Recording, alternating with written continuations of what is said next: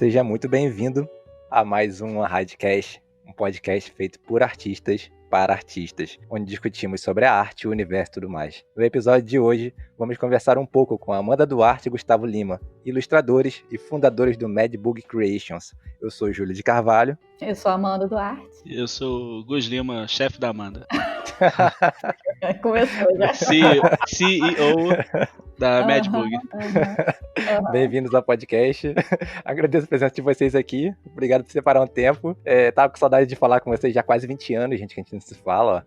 Pois é, cara. Olha como o tempo voa, é muito bizarro, né? É muito bizarro, gente. A gente fez cursinho de desenho no Rio de Janeiro, no Daniel Azulay, junto há uns 20 anos mesmo.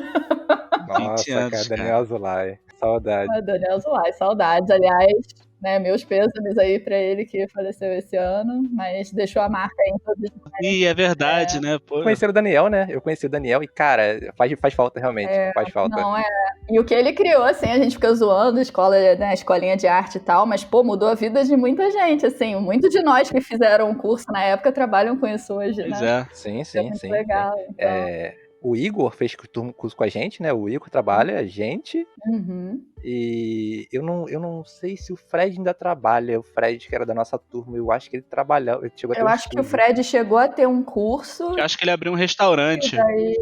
Aí depois ele abriu um restaurante com o irmão dele, mas a gente acabou perdendo contato com o pessoal faz um tempinho. Né? Ele tentou abrir um curso no Recreio, que tinha ficado maneiríssimo Sim. até, mas eu acho que não... Maneiríssimo, nossa. Nossa, o espaço era maravilhoso, né? Eu acho que não vingou. Mas acontece. Né? Mas eu acho que eu não sei se ele seguiu carreira, mas eu acho que da nossa turma o Alex tá trabalhando com isso hoje, também tá dando aula. Verdade, o Alex. Uma galera. É. O Thiago Grusmão não tava no Canadá? Thiago Grusmão. O Thiago e o Rubens foram pro Canadá, não foram? Rubens tá no Canadá fazendo game, inclusive. Rubens, beijo. Falo com você no Discord às vezes. Eu acho que eles dois foram pro Canadá. Verdade. O Juan que eu não sei. O Juan virou músico, né? A última vez que eu falei com ele é milênio. Sim, o Juan cada hora era uma coisa, né? A gente não sabe até quando durou o músico, né? Eu não sei também. É porque, cara, isso faz 20 anos. Vamos combinar que tem uma vida aí no meio. 20 anos, cara. Nossa, é verdade. 20 anos, gente. Então, tem gente que aí tá escutando que nem é nascido, gente. Olha só. Com certeza. A gente é velho, gente. Eu sempre falo isso nos podcasts para lembrar o pessoal que a gente é velha guarda. Geração papel e lápis. Não tinha... DeviantArt. Quando eu cheguei aqui era tudo mágico. Exato. Gente, pra quem não conhece, fala um pouquinho sobre vocês, suas experiências, como vocês construíram a carreira, porque virou o estúdio, virou Mad Bug, quero saber isso também porque eu não sei. Então passa um resumo aí pra gente, o que vocês fazem, o que vocês são. Vai lá, Gustavo, vai que é tua. Vai que é minha? É o CEO. CEO, pois é, normalmente CEO delega, né? Eu não tô acostumado a fazer as coisas. Mas a gente pode tentar aqui. Steve Jobs. Pois é, eu só delego, aí quando faz direito eu vou lá e ganho crédito pela ideia. Não, pode falar essas coisas pra não achar que é verdade. Ué, mas não deixa de ser, ué. Não é. Bom, a gente... Qual era a pergunta mesmo? Antes que começou, né? Fazer a introdução de vocês. Então, como vocês podem já ter visto aí, eu comecei a desenhar desde pequenininho, lá no Daniel Azulay. Eu desenhava antes do Daniel Azulay, mas aí no Daniel Azulay foi onde eu solidifiquei minha convicção de que isso era uma coisa, na verdade, pra mim na época isso era a única coisa que eu podia fazer, porque eu não sabia fazer mais nada, né? E o Ricardo era uma pessoa que eu tinha como... Era a única pessoa, né, que eu tinha como exemplo de alguém que vivia disso, porque eu conseguia... É o não conhecia mais ninguém. Fala o nome dele. Ricardo Guimarães. Não é Ricardo Guimarães, não quero Ricardo nada. Ricardo, só. O Richard Kleiderman, para os mais íntimos. Ele era a única pessoa que vivia disso que eu conhecia, né? E ele falava coisas na época que eu nem sabia do que ele tava falando, né? De concept art, não sei o que. Eu ficava assim, que porra é essa que tu tá falando? Concept art, não sei o que. E aí, depois de um tempo, eu acabei me desvirtuando, trabalhei com tatuagem por um tempo, que não deixa de ser desenho. É arte também, né? Mas... E depois eu trabalhei com tatuagem uns anos e eu vi que eu cheguei à conclusão de que eu não queria...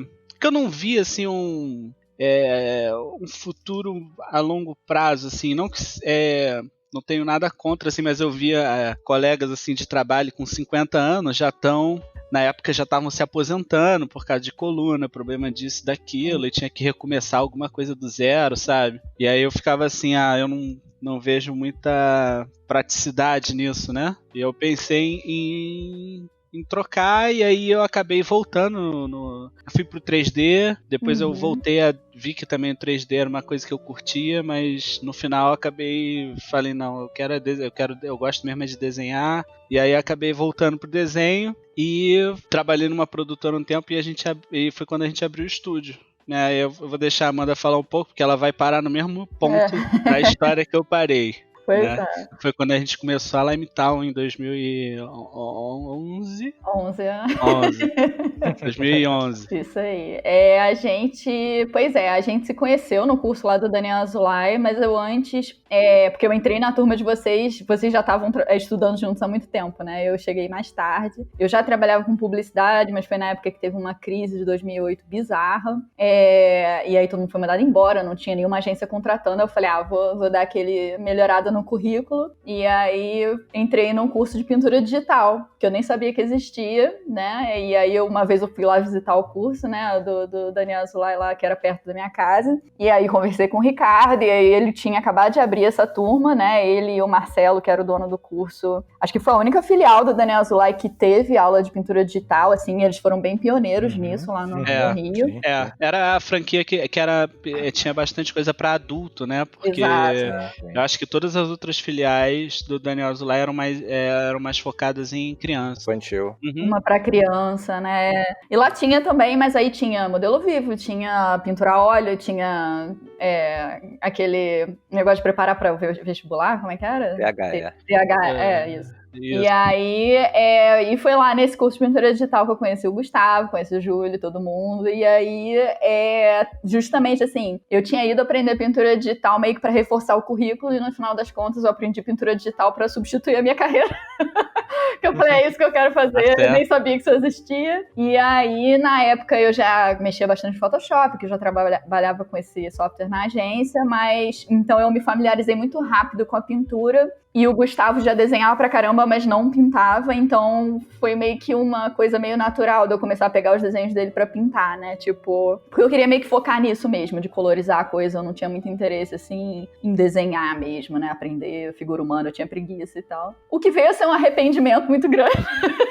O tempo que eu perdi na minha vida sem estudar fundamentos de desenho, mas enfim. E aí, então, a gente justamente trabalhou junto em umas produtoras de publicidade, mas aí a gente o Gustavo trabalhava com 3D, eu trabalhava com tratamento, manipulação de imagem, né, pós-produção, ainda não era exatamente trabalhar com desenho do jeito que a gente queria, era arte, mas não, né, criar personagem ou, tipo, fazer ilustração. A gente sentiu um pouco de falta do lance da liberdade, né, Isso era uma coisa que me incomodava bastante, era não ter muita liberdade de criação, né? A gente só executava uma coisa que já vinha muito descrito, assim, o que tinha que ser, né? Produtora de publicidade, geralmente, os diretores de arte, né, redatores, a criação da agência, passa a ideia e você executa, né? Você não tá ali pra resolver o briefing, você tá ali pra, tipo, fazer aquilo tomar forma, né? O que é bem legal também, eu gostava de trabalhar com isso, mas justamente a gente sentia falta de, sabe, dar a nossa cara para as coisas das nossas soluções e desenhar mesmo, né? E aí foi quando a gente, justamente, em 2011, meio de 2011, eu acho, a gente pediu demissão da produtora que a gente trabalhava, e aí a gente, vamos começar a home office e né, tipo, começar um estúdio nosso e tal, só nós dois. E aí, na época, era Limetown Studios, né, foi um nome, assim, que a gente criou muito rápido, porque no primeiro mês que a gente estava até, né, a gente saiu da produtora e tirou um mês de férias, só que nesse mês de férias já entrou trabalho, porque as pessoas que já trabalharam com a gente começaram a já mandar coisa, sabe? Foi bem legal, assim. A gente já tinha uma rede, assim, de networking boa, né, em agências de publicidade, e, tipo, eu já tinha trabalhado em empresa de jogo educacional no Rio, sabe? Tipo, foram os nossos primeiros clientes, foram chefes passados, assim, né? Sim. E aí, enfim, aí a gente começou meio que assim, né, de orelhada, não sabia o que fazer, abre e-mail, não abre empresa, como é que emite nota, não sei o quê. E aí, mas, assim, graças a Deus a gente deu muita sorte desde o início, assim, a gente sempre teve trabalho, né? Principalmente porque, apesar da gente ter aberto o estúdio pra trabalhar com desenho, a gente pegava meio que muitos serviços diferentes, que, tipo, meio que pra garantir que ia ter faturamento, sabe? Então a gente continuou ainda um tempo trabalhando com 3D, com manipulação de imagem. Alguns anos ainda, né, no 3D, eu pegava bastante. Isso, com design gráfico, tratamento de imagem. Então, assim, sabe, demorou, essa transição não foi imediata, né? Vou largar tudo e trabalhar só com desenho. Foi mais uma coisa que foi se desenvolvendo e a gente foi estudando também desenho e pintura e ia se aprimorando no nosso estilo. Teve que ser feito tudo meio que ao mesmo tempo, porque tinha boleto pra pagar, né? Então a gente não tinha como, vou parar de tudo e vou estudar desenho, né? Que eu acho que seria o ideal, né? Quem tem essa oportunidade hoje tinha que meter a cara, aproveitar, mas... Pois é, a gente tinha, né, tipo, a gente trabalhou em outros lugares, daí quando a gente começou em 2011 o estúdio, a gente já morava junto, daí, tipo, a gente meio que começou ao contrário, né, já trabalhando, sendo que os nossos fundamentos e o nosso trabalho era bem fraco ainda, e daí a gente foi desenvolvendo isso, e assim, demorou aí uns bons 4, 5 anos até a gente falar assim, pô, nosso portfólio agora tá okzinho de ilustração, sabe? Foi. Porque a gente justamente tinha que conciliar, estudar e desenvolver portfolio com trabalhar, e a gente cobrava baixo, porque o nosso trabalho tinha uma qualidade, né, mais ou menos, então, tipo, a gente trabalhava muitas horas por mês, muitas horas, e aí não tirava fim de semana, não tirava férias, então, por exemplo, a gente abriu o estúdio e ficou 4 anos sem tirar férias, sem tirar feriado e tal, não sei o quê, e aí, com o tempo, a gente conseguiu, né, aí em 2015 a gente já tinha juntado uma grana, a gente foi pra fora, que a gente tem família lá nos Estados Unidos, a gente foi, aí fez uns cursos lá, e aí viajou, foi em alguns eventos, e aí a gente meio que deu uma desacelerada nos jobs, ficamos só trabalhando pra editora na época. Um ano de quase nenhum trabalho, quase nada de trabalho, né? Pegava uma coisinha aqui e ali. Não, a gente pegava coisa pra editora ainda, mas era tipo 2 ilustrações no mês, que já era o suficiente pra gente se manter, assim, e tipo... Mas o foco era, tipo, desenhar todo dia e fazer curso. Investir em redes sociais. Foi quando a gente começou a usar Instagram e... Só o Instagram, né, que a gente começou na época Facebook, Instagram, e tinha já ArtStation, Behance. Tinha ArtStation, Mas era, tipo, produzir todo dia, esse era o foco. E a gente fez um monte de curso, fez bastante curso lá e esse ano a gente conseguiu dar um salto, né? Deu um salto em 2015 para 2016 a gente trocou 100% do nosso portfólio na época. Totalmente mais voltado para personagem, para estilizado. A gente tirou tudo do nosso portfólio que a gente não queria fazer, né? Sei lá, essas coisas de 3D. A gente falou, não quero mais. A gente até... Na época que estava trabalhando para essas editoras, a gente fazia muito cenário 3D, muita coisa, tipo... como é que chamava aquilo? Maquete eletrônica, né? Essas coisas. E aí a gente falou assim, não, vamos especializar um pouco e tentar focar mais no que a gente quer fazer, que foi para isso que a gente abriu o estúdio e começou a trabalhar de casa, né? E aí deu certo, assim, foi um passo muito legal, foi uma fase muito legal, assim, de 2014, que a gente já estava super estourado de trabalhando com um monte de coisa que a gente não queria fazer, tendo que trabalhar do jornada dupla, tripla, pra conseguir, tipo, ficar ali, né, juntar um dinheirinho e conseguir, né, tipo, não ficar afogado em conta. Pra, tipo, 2016 a gente já tava com a maior parte dos clientes vindo de fora, ganhando em dólar, em euro, ganhando bem mais. Foi quando a gente finalmente subiu bastante o valor da nossa hora de trabalho, né, porque aí a gente, até convivendo com o pessoal lá nos Estados Unidos e conversando, a gente viu quanto que se cobra lá, sabe? Um profissional, e a gente viu que, pô, R$20 a hora não é nada, sabe? A gente tava fazendo quase trabalho escravo. Caramba, isso que eu ia falar. Não, tipo, a gente saiu de, sei lá, R$20 a hora pelo trabalho dos dois. Caramba! Né? Tipo, ou seja, R$10 a hora pra, tipo, $35 a hora em 2016, mais ou menos, sabe? E aí, tipo, pra gente foi um salto inacreditável. E foi quando a gente começou a, tipo, sabe, meio que se ver menos como 2 freelas em casa, e mais, tipo, como empresa. Foi na época que a gente mudou a marca da Limetown na época e tal. E deu muito certo, foi um investimento que pagou se pagou muitas vezes. E rolaram várias inseguranças, né, que a gente tá falando só da parte boa, assim, mas tiveram momentos de desespero total. Sim, Eu lembro que quando a gente falou que ia fazer isso, meu pai falou, vocês são malucos. Pegar o dinheiro todo e gastar na viagem. Eu nunca faria isso. Eu nunca faria isso. Mas depois de um tempo ele falou, não, foi a melhor coisa que vocês fizeram. Isso é uma coisa que acontece com frequência na nossa família. Mas é um pouco isso, assim, claro que a gente tem uma rede de segurança, a gente tem, né, por exemplo, quando a gente foi para os Estados Unidos, eu tinha família lá, não fiquei pagando, né, não ficou pagando hotel para ficar lá, que não teria nem condições, mas ao mesmo tempo, né, a gente foi com o dinheirinho que a gente juntou e a gente foi se mantendo, né, aos trancos e barrancos e tal, e aí quando a gente voltou, como eu sinto que foi uma coisa meio estilingue, que a gente deu aquele puxão para trás, sabe, a gente demitiu um monte de cliente, a gente começou a falar não para cliente, o que para mim era inconcebível. É impossível, assim, A Amanda não conseguia falar não. E, assim, eu tenho dificuldade até hoje, pra ser hoje, Eu também tenho. Mas aí, como eu sou o CEO, tem a palavra final, então... Não é nada. Eu que decido as coisas aqui. CEO que manda. Mas eu sinto que foi um pouco isso. A gente deu esse puxão pra trás e foi uma coisa que alavancou a nossa carreira, assim, de uma forma inacreditável. Tanto o lance do portfólio ter melhorado muito, os contatos que a gente fez lá fora. As nossas redes sociais começaram a bombar, né? Tipo, a gente começou a ter mais visibilidade online, porque antes era meio que no disse-me-disse, assim, né? Os nossos clientes eram aquele cara que a gente trabalhou um tempo atrás, que indicou a gente pro job e tal. Então, assim... porque isso é uma parada bem importante, porque eu vejo muita gente perguntando dessas coisas, né, de como conseguir cliente e tal. Tá rolando um negócio no Twitter de... como é que é? Do negócio dos 10 mil, quem não tem 10 mil seguidores não consegue trabalhar com isso. Isso. Porra nenhuma, assim, porque, eu te falar, tem várias empresas que a gente já trabalhou, pode pegar, assim, uma empresa X, de exemplo, assim, tem um diretor de arte que trabalhou com a gente, aí dava uns meses, aí era outro cara que entrava em contato, aí daqui a outros meses era outro cara, porque um vai falando, não, eu já fiz trabalho com eles. Um indica pro outro. Aí daqui a pouco esse cara, ele sai da empresa X e vai pra Y. Sim. Ele fala, não, já trabalhei com eles, então, tipo...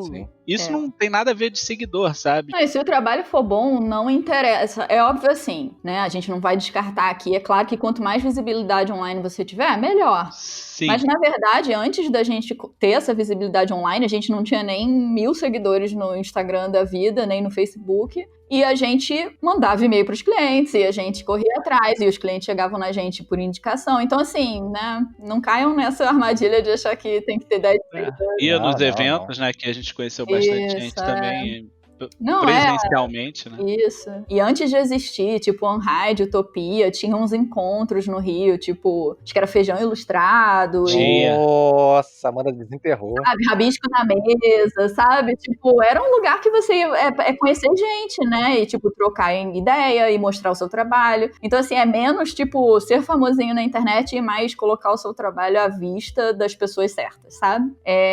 Então, foi um pouco isso. E aí, a gente continuou, assim, numa crescente muito grande de trabalho, foi assim, um boom muito grande de 2015 até 2017, mais ou menos. E aí, 2017 para 2018, a gente começou a ter o mesmo tipo de burnout que a gente tinha em 2014, né? Que a gente estava lotado de trabalho, trabalhos muito legais, mas não menos cansativos, e na verdade, por serem trabalhos para clientes maiores, a responsa era maior, então a gente... pressão psicológica ficava estressado o tempo todo. O tempo todo no talo. Tipo assim, não posso errar. Meu Deus, o que esse cara vai pensar de mim? Eu sou muito fã desse cara, sabe? Tipo... E aí, 2017, no início de 2018, a gente tava com um burnout brabo. E aí, foi um outro momento que a gente parou e, tipo, respirou fundo e falou, tipo...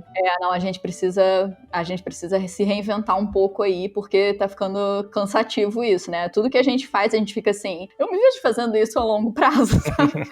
E chega uma hora que eu fico... Eu me vejo trabalhando 12 horas por dia a longo prazo, sabe? Eu não acho que isso é uma coisa razoável, né? E aí, foi quando a gente fez mais uma mudança, que foi começar a criar projetos pessoais, né? A gente começou com um projeto que ainda a gente até hoje não terminou, depois a gente criou o Kaito, que é um projeto num estilo completamente diferente do que a gente costuma fazer, e foi meio que o que reacendeu, assim, a nossa vontade de criar, né? E não só prestar serviço para os outros e tal. E foi mais ou menos daí que a gente mudou de nome novamente, né? A gente já estava num processo de e, sabe, aquela coisa de eu não me reconheço mais com essa marca, eu acho que não representa muito quem a gente é agora. Era uma marca muito séria, eu achava, sabe, pra, tipo, pro tipo de trabalho que a gente tava fazendo, e a gente conversou com alguns produtores que gostaram muito do Kaito, e eles falaram assim, vocês são muito conhecidos por serem prestador de serviço, mas não criadores, né? E aí foi um momento que a gente falou,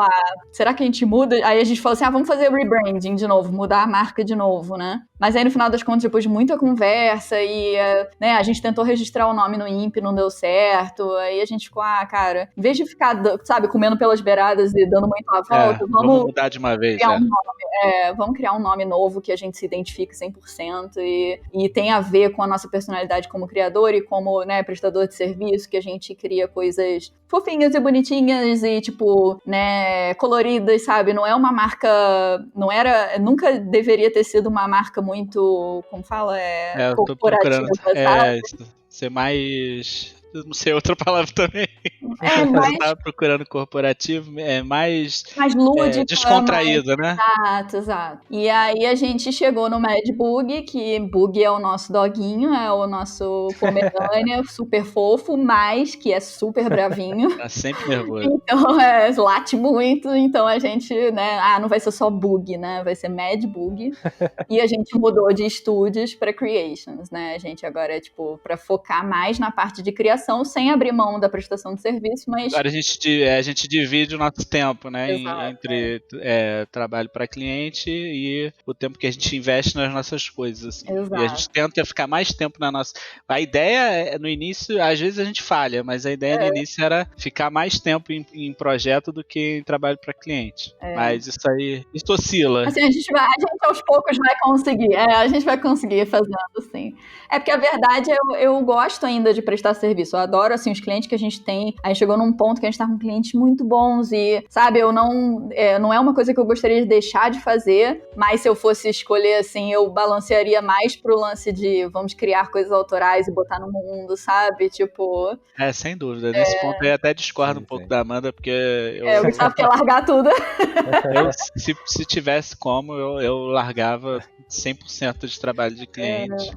Com exceção, assim, de um ou outro, porque às vezes realmente aparece, tipo, um trabalho que parece que foi feito pra você, sabe?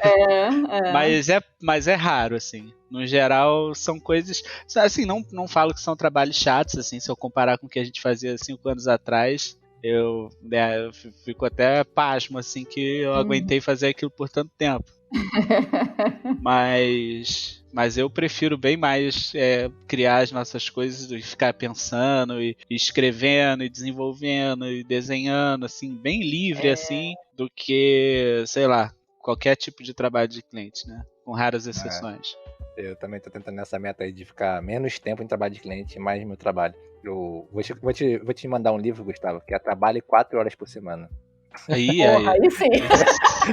Esse é o objetivo. Esse é o objetivo. É a meta, cara. É a meta. A gente vai fazer aqui um podcast, tem um bloco de perguntas aqui. 3 blocos de perguntas e... Esse podcast, o nome dele vai ser o Guia do Ilustrador. Então se preparem. Vamos falar tudo. E em homenagem a Daniel Azulay, ó. Que Deus a gente vai começar aqui. A gente começou a estudar no tradicional, eu, você, Gustavo, todo mundo que a gente conheceu. Mas hoje em dia a tecnologia faz parte do cotidiano, se barateou muito. Ainda existe necessidade de aprender a desenhar no papel para começar a estudar o tradicional, o digital. O que vocês recomendam começar? Eu acho que necessidade não. Não tem, assim. Eu acho... Quero te falar, tem anos que eu não desenho no papel. Não, mentira. Mentira, você desenhou outro dia. A gente desenhou outro dia, assim, mas... Porque eu lembro que até 2015, quando a gente viajou, eu ainda não tinha me adaptado no digital. Eu fazia 90% no papel. Por isso que eu gosto de entrevistar casal. Acabou de mentir. Mentira. Muito tempo que eu não desenho no papel. Mas eu fazia tudo no papel ainda. Só que eu sabia que era uma burrice, assim. Era muito a contramão, sabe? Porque eu tinha que desenhar. Aí eu escaneava. Aí ia no Photoshop, ajeitava umas coisinhas. Aí imprimia clarinho. Aí consertava no papel. Aí depois escaneava. Lápis azul, né? Lápis azul. Lápis azul. Era várias voltas, sabe? Aí depois que eu peguei que eu herdei uma Cintiq da Amanda, eu comecei a usar e eu fiquei, caraca, como é que eu fiquei tanto tempo assim no papel, cara? Porque isso aqui é tipo, porque eu não conseguia me adaptar na Intus, eu nunca conseguia me adaptar eu não quero falar Intus específico, eu não quero fazer propaganda, não tô fazendo propaganda. Ao Arcon, se você quiser patrocinar, pode, por favor, Pois patrocinar. Não tem problema aqui. nenhum. Radcast, tamo aqui. Radcast, Madbook, a gente tá... Mande-me coisas. Mas eu nunca consegui me adaptar de desenhar sem eu estar olhando, né? Eu achava estranho isso. Então, é por isso que eu fiquei no papel até a uma Cintiq cair na minha mão, porque eu sentia que eu não ia me adaptar a Cintiq. Eu não ia... Ou uma Ruion. Ou uma Ruion, ou uma X-Pen, ou a Surface. Quem quiser patrocinar. Um iPad. Né, eu tô louco por um iPad novo, que o meu aqui tá com defeito, ó, Apple. O meu tá com defeito e, pô, o novo aqui tá R$23.000, não tem condição. Se adaptaria que a maravilha se mandasse, hein? Exato. Fazia aquele esforço, assim. Pô, ia ser o maior presente de Natal. Mas, e aí quando eu peguei a Cintiq, eu fiquei, caraca, tipo, isso aqui é desenhar no papel, sabe? E aí eu comecei a entrar, a ver um mundo de vantagens que o digital traz, né? Na agilidade, assim, tudo é mais rápido, tudo é mais fácil, né? Consertar as coisas, editar e tal. Né, eu lembro que nessa época eu ainda desenhava razoavelmente no papel, mas era uma coisa mais por prazer, assim, e não porque eu gostava ainda de desenhar no papel, mas eu não... O papel meio que saiu, assim, do meu... Como é que se diz? Processo. Do meu processo, assim, de trabalho, né? E de vez em quando, assim, raramente, que a Amanda falou, raramente, assim, a gente pega no papel, às vezes quando junta uns amigos, assim, em casa, comer uma pizza, às vezes alguém traz tinta e aí a gente aí desenha no papel. Hoje. Hoje vai ser guache. Aí nessas exceções, assim, a gente pega no papel. E é estranho no início, né, que faz tanto tempo que tu não desenha no papel, que tu fica tentando dar Ctrl Z desenhando no papel. e apertando Ctrl Z, ou dando 2 toques na tela, igual no Procreate, né? Fico, cara, essa porra não tá voltando aqui. Mas não acho que é uma necessidade, acho que, cara, eu hoje em dia eu iria direto no digital, porque eu acho mais prático, assim, mas eu acho legal experimentar. Eu acho que seria o caso de fazer no tradicional quem não, né, tipo assim, eu tô... Ou é muito novinho e ainda tá começando a ver se gosta disso, ou então, tipo, não tenho grana ainda pra investir numa tablet que eu me sinta confortável em usar, aí o papel tá lá, vai estar lá sempre, né? Sim, sim. Mas assim, profissionalmente, ou, né, tipo, né, quem tem acesso, por exemplo, né, o curso, como eu comentei, né, o curso que a gente fez lá de pintura digital milênios atrás, eles tinham tablet lá, então, tipo, eu praticava lá na tablet, não é assim, tem que fazer no papel, tem que fazer no digital. É meio que são mídias diferentes e você escolhe a que você se adapta mais, né? Eu acho que vale a pena a experimentação. Pra você ter um amigo nosso, o Dudu, o Eduardo Vieira, eu sei que ele faz digital, mas ele é do tradicional. Ele não troca, ele gosta muito de desenhar no papel e usar material tradicional. Então ele não, ao meu ver, assim, ele nunca trocaria isso, porque ele realmente tem uma paixão por aquilo, né? Que pode ser o seu caso, assim, você não vai saber se você não fizer, né? Eu sou apaixonado por tinta óleo. Eu odeio o cheiro, mas eu gosto da textura, de como é que ela funciona, os médios. Sim. Sou apaixonado. Não tem digital que me faça assim, não, mas fica. Não, cara. Não fica. Tem brush do Photoshop que imita. Cara, não imita. Tinta óleo não imita. Cara, pinta com tinta óleo, não imita. Infelizmente, ainda não dá pra fazer. E são só ferramentas diferentes, né? Você vê o Dan dos Santos, que é um ilustrador que faz capa de livro, né? Sim. Ele pinta a óleo e parece digital. Esse cara não verdade. Então, tipo assim, é mais... Por exemplo, você chega alguém que gosta de pintar óleo e fala, por que você não usa aquarela, sabe? Por quê? Eu gosto de óleo. Então, assim, a ferramenta que você vai usar importa menos do que o resultado que você vai chegar, a mensagem que você vai passar, né? Todas essas coisas, assim. A gente se conheceu no curso presencial. Vocês chegaram a estudar em alguns cursos lá fora, chegaram a fazer escolismo, se não me engano, não foi? Isso. Vocês acham que ainda é necessário fazer a faculdade, um curso presencial como a gente fez, ou já é possível fazer tudo online e o network que a gente fez no presencial dá pra fazer em comunidade do Facebook, que é a mesma coisa?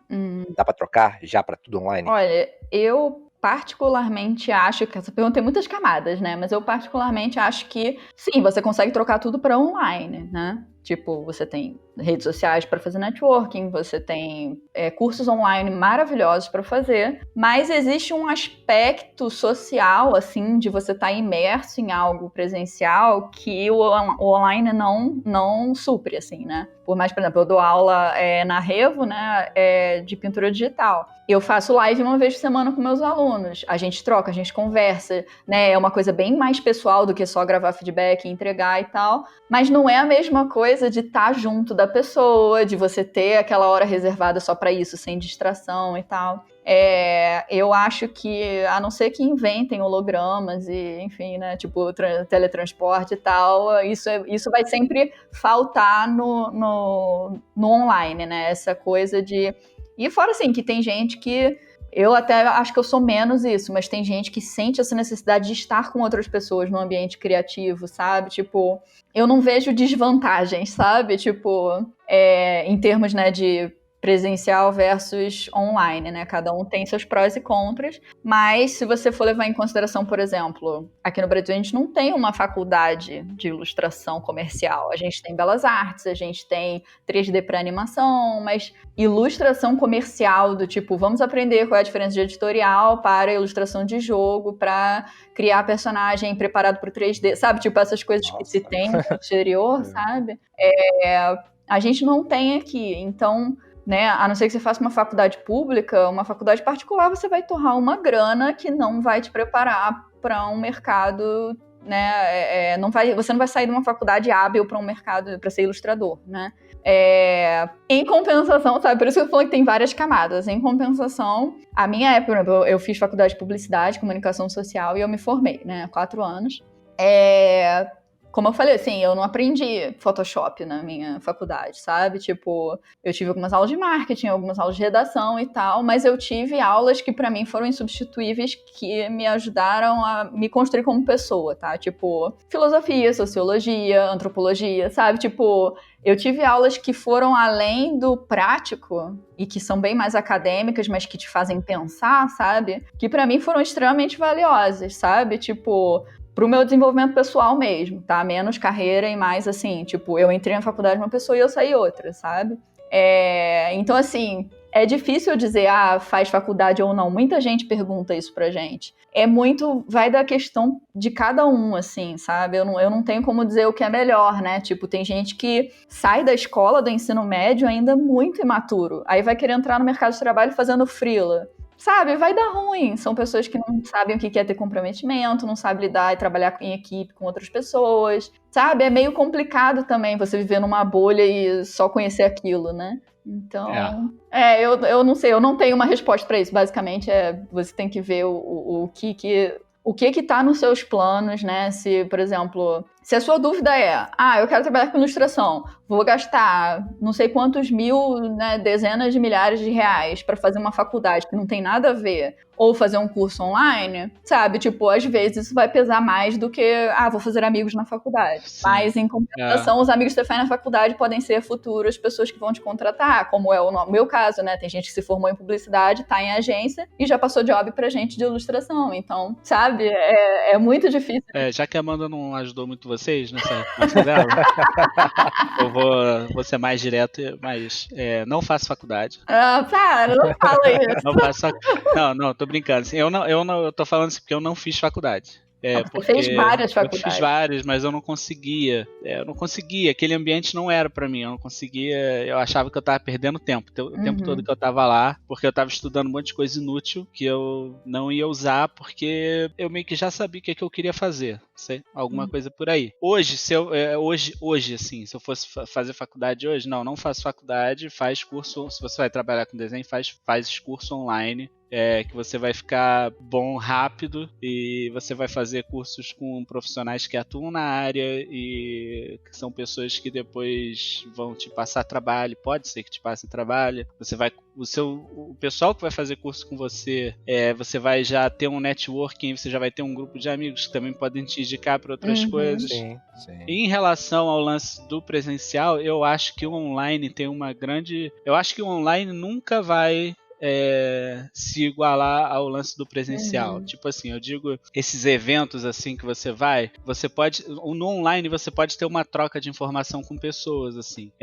Mas muitas vezes no online você pode ser que fique com vergonha de chegar em tal pessoa, em tal artista para conversar com ele, e acaba que, e mesmo que você chegue, fica uma coisa meio que impessoal, assim, né? Impessoal. Agora, se você vai no evento e às vezes você vai conversar com um cara, e aí daqui a pouco vocês se dão bem, e aí daqui a pouco vocês estão lanchando juntos, e aí você cria uma relação meio que de amizade, sabe? E aí no outro ano que tu volta, esse cara quer te ver de novo, e ele fala, pô, você vê ano que vem? E aí é diferente, sabe, essa interação, é diferente. Isso abre portas também, né? Isso tem algumas pessoas que a gente conheceu nesses eventos que acabaram virando amigos, assim, e você tem uma certa... você tem um networking mais...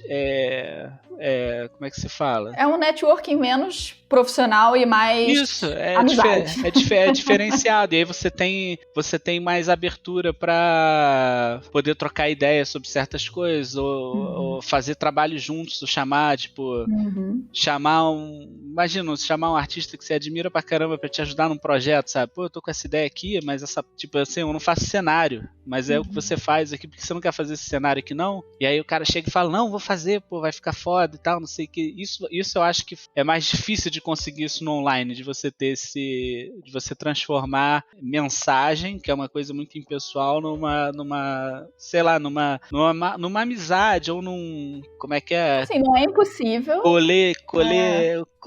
De colegar, amizade, um coleguismo, sei lá. Às vezes não é amigo, mas você é colega, assim, sim, né? Na internet todo mundo se conhece, troca ideia, é parceiro, tem gente que a gente conhece há anos e tal, e já fala há muito tempo. Só que aí você chega numa CCXP ou no Utopia da vida, e você vê a pessoa e é tipo, aquele momento de gritaria e tipo, melhores amigos forever e tal, e tem uma experiência diferente mesmo, assim, o pessoal realmente não é substituível ainda 100%, né? Mas, né, como a gente falou, nem sempre é viável, né? Você se deslocar para São Paulo para fazer um curso, ou para Curitiba, ou para o Rio e tal. Ou pagar um curso presencial, que geralmente é mais caro também. Então, a gente trabalha com o que tem para hoje, né? A gente faz o que dá. Tem gente, eu, por exemplo, eu sou mega tímido ao vivo. Então, assim, cara, meus amigos são todos de outros lugares do país e do mundo. Mas aqui é tudo online, né? Então tem gente que realmente não consegue. Chega ao vivo, o cara aproveita que você tá na pandemia, coloca a máscara e finge que não é ele. Então, assim, acho que depende de cada um, né? Sim. Eu sei como é que é, porque eu também sou. Eu acho que eu já fui mais. Eu acho que é uma parada que você vai perdendo, assim, acho que você vai se acostumando. Né? Apesar de existem vários graus, né? Mas eu acho que você se acostuma. Gente, preciso saber alguma parte teórica para ser ilustrador. E o que seria essa parte teórica? Então, a parte teórica você diz, tipo, fundamentos de desenho? Fundamentos. A gente fala muito de fundamentos. O que seria esses fundamentos? A gente fala aqui, estude fundamentos. O cara tá beleza. O que eu vou ter que estudar? Meme, né? Estude fundamentos, aí um high five, assim. Aquele tá se afogando, né? Exato. Mas olha, fundamentos a gente considera de desenho e pintura, né? E daí fundamentos de desenho seriam anatomia, traço, perspectiva, claro escuro, valor, volume. Aí, por exemplo, de pintura já entraria a teoria da cor, também iluminação, né? Vai colocar volume, enxergar as coisas em 3 dimensões, e pintura, putz, tem tanta coisa, tem tipo... coisas que não são fundamentos também, mas são tipo finalização, render. Composição até é fundamento também, mas enfim, né? É como se você estivesse aprendendo o alfabeto para poder começar a escrever uma história. Isso, né? Aí, falou bem, falou bonito. Você sabendo só o alfabeto, você não necessariamente é um bom escritor, sabe? Tipo, mas se você não souber o alfabeto, se você não souber escrever, não tiver um bom vocabulário, você não vai escrever muito bem. E aí eu acho que vira também um lance de você pode fazer uma ordem dependendo do que você vai querer fazer, né? Se você, sei lá, você vai querer focar em personagem, daí eu focaria em anatomia, perspectiva e conceitos de design. Eu não focaria, tipo, em composição primeiro, sabe? Porque você não... Enfim, você vai estar estudando personagem, não ilustração. Exato. Então você foca a sua área de estudo primeiro para onde você quer, e depois você vê, não é personagem que eu quero fazer cenário, tá? Aí você vai estudar um pouco de composição, e aí o que você já viu de perspectiva vai te ajudar agora. Então acho que é isso. E eu sempre falo também para os meus alunos que, tipo, quando você começa a estudar, assim, fundamentos, né, é muito... tipo assim, você fica muito sobrecarregado, porque você tem que literalmente estudar tudo, né? E aí eu falo assim, gente, encontrem, tipo, encontrem refúgio no fato de que ninguém zera fundamentos, sabe? Tipo, vocês vão estudar isso pro resto da vida. Vocês acham que vocês sabem anatomia, mas daí desenha um cara com o braço levantado, como é que é a axila desse cara musculoso? Você não sabe. Você acha que você sabe como é uma axila, mas você não sabe, sabe? Então, tipo assim, você obviamente vai melhorando, você vai estudando, você vai tendo cada vez mais biblioteca visual das coisas e começa a também saber mais ou menos como planejar o que você quer fazer, mas você vai sempre usar referência, você vai sempre consultar os mestres e fazer estudo de pinturas clássicas, porque, né, assim, a não ser que você realmente seja um gênio, ninguém aprende isso aí tão rápido, assim, é uma vida de estudo, né? Quanto mais você estuda, mais você vê que você não sabe nada. Vai estudar pra sempre. Mas assim, em vez de se desesperar com isso, pensa que, tipo, isso é um dos motivos que trabalhar como artista, né, trabalhar com arte não cansa, sabe? Porque você nunca vai chegar num ponto que... cheguei aqui, sabe? Bati o chefão e zerei aqui o jogo, não tem mais o que fazer, sabe? Nunca será, sabe? Parei de estudar, agora eu sou sinistro. Exato. Se você pensar isso algum dia, você está errado. Tipo assim, não, todo mundo sempre tem coisa para aprender, por melhor que seja, por mais experiente que seja o artista, sem dúvida nenhuma, né? Tipo... É só o sinal de que a sua percepção tá lá embaixo. Exatamente. Daqui a pouco que ela te alcançar, você vai ver que... Pior que você olha assim e fala, nossa, gostei desse trabalho, tá tão bom. Assim, não que você não possa gostar do seu trabalho, né? Claro que isso é até uma coisa ruim que a gente tem de artista, né? Mas o lance é tipo assim, ter convicção de que por mais que você faça um trabalho muito maneiro, caraca, eu curti muito essa ilustração, nossa, eu nunca tinha conseguido fazer uma composição assim, ou então, eu consegui iluminar uma cena super complexa.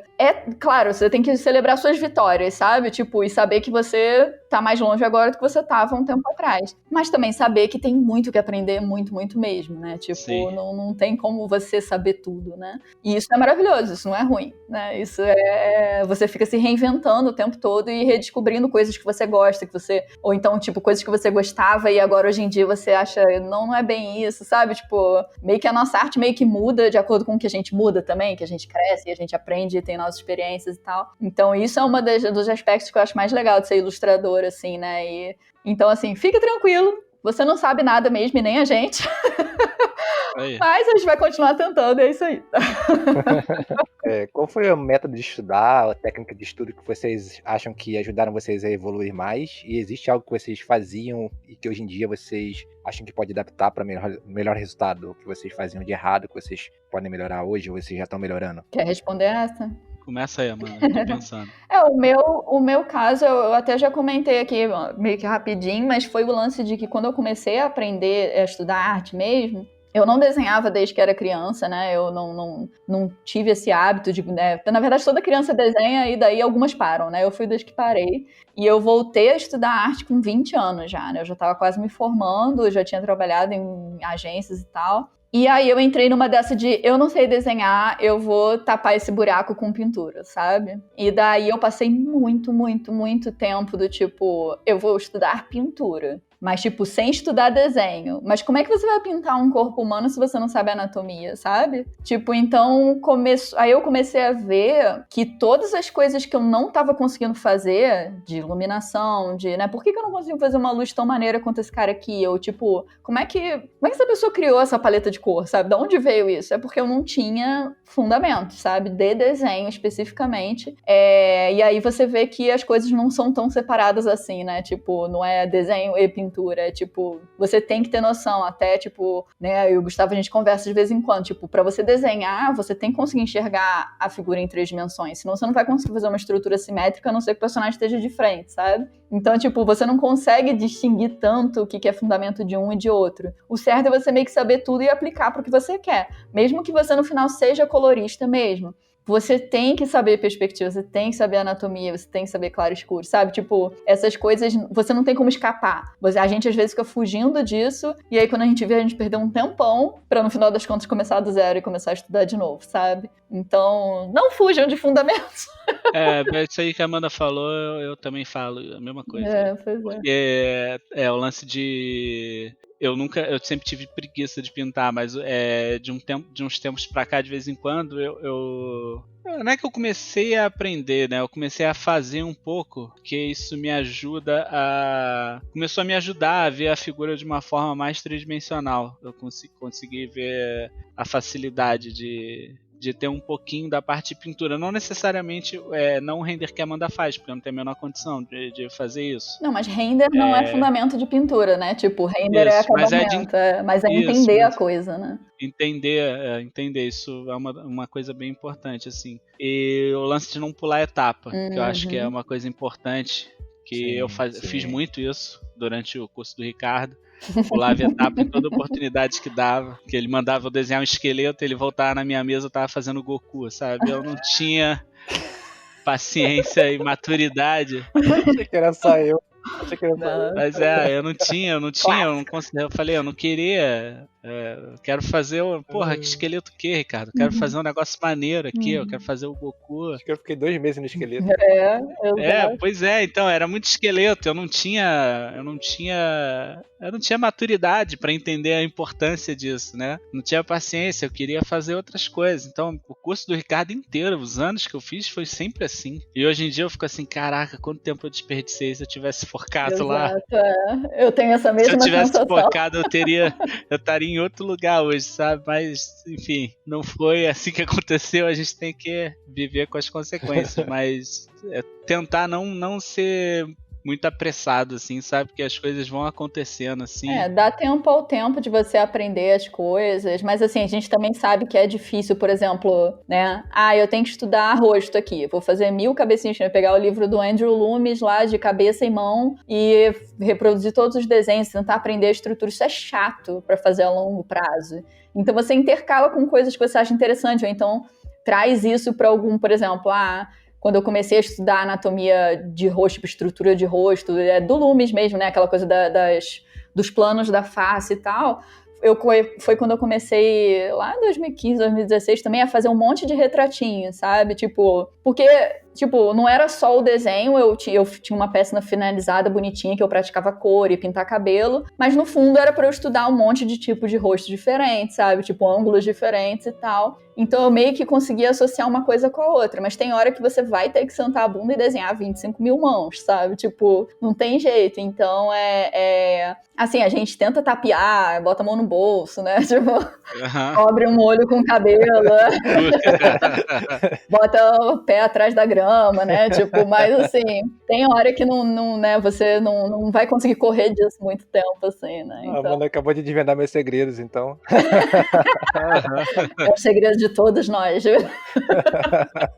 Mas é mais ou menos isso, assim, tipo... E outra coisa também, como eu falei, né, fundamentos é interminável, então, tipo, eu, sei lá, 3 semanas atrás, comecei a fazer o curso do Kemerich, que é um dos professores da Revo, ele dá aula de fundamentos de desenho. Do tipo, desenha cubo aí, agora desenha um carrinho, desenha um besouro em perspectiva, sabe, tipo, meio que do zero, assim, pratica círculos aí sem, tipo, né, fazer um círculo perfeito sem, né, uma elipse e tal, sem, tipo, ficar descasado, sabe, o início e o final, assim. Tipo, eu comecei a fazer isso de novo, porque é sempre bom retomar, sabe, tipo, você tá botando milhagem de estudo ali, né, então o seu traço vai ficar melhor. E outro dia eu também tava fazendo exercício daquele livro do Framed Perspective, do Matteo Mestre. Nossa, esse livro é muito bom. Nossa, assim, a gente tem o 1 e o 2, né, aí eu fiz, né, um monte de coisa praticando o 1, aí chegou no 2, eu falei, já tô pronta pro livro 2. Tipo, não, você não está pronto pro livro 2. Caraca, é outro nível.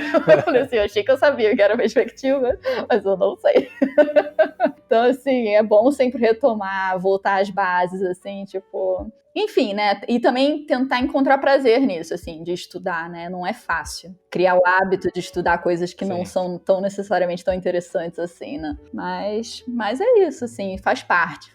E você vê uma melhora tão rápida e tão grande no seu trabalho quando você foca nessas coisas, que por mais chato que seja, depois o prêmio é muito grande, sabe? Tipo, dá um ânimo muito grande, assim, eu acho. Então, sei lá, eu sou uma pessoa que gosta de estudar no geral, então, assim, é mais fácil pra mim, eu acho.